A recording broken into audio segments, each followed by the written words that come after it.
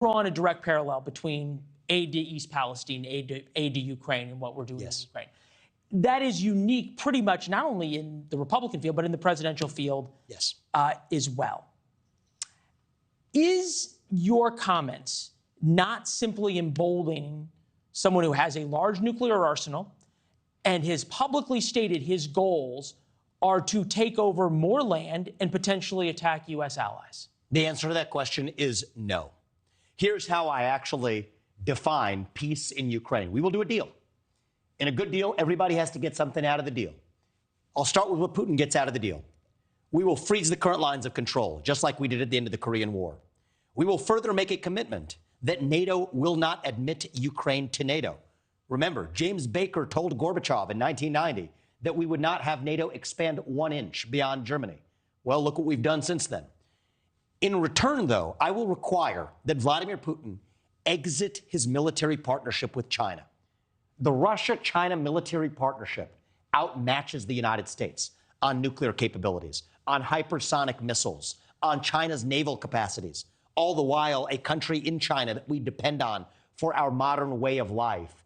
And worst of all, through the Ukraine war, we're actually pushing Russia further into China's hands. So I will end that war on terms that advance American interests.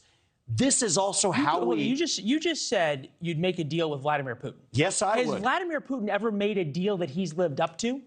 Because we haven't actually backstopped it with the proper self-interest. I don't trust Vladimir Putin, but I trust him to follow his self-interest.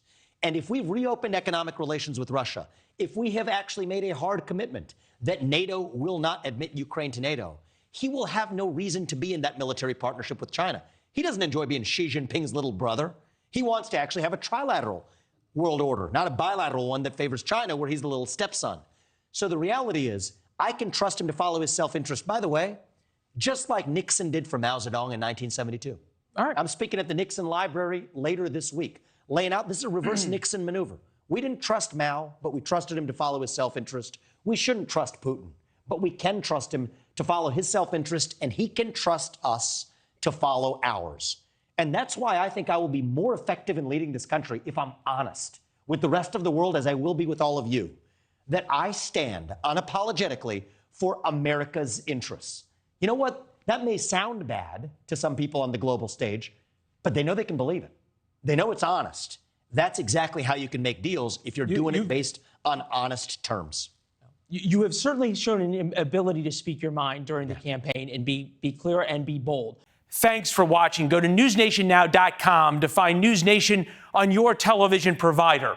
And don't forget to subscribe. Click the red button to get more of NewsNation's fact-driven, unbiased coverage.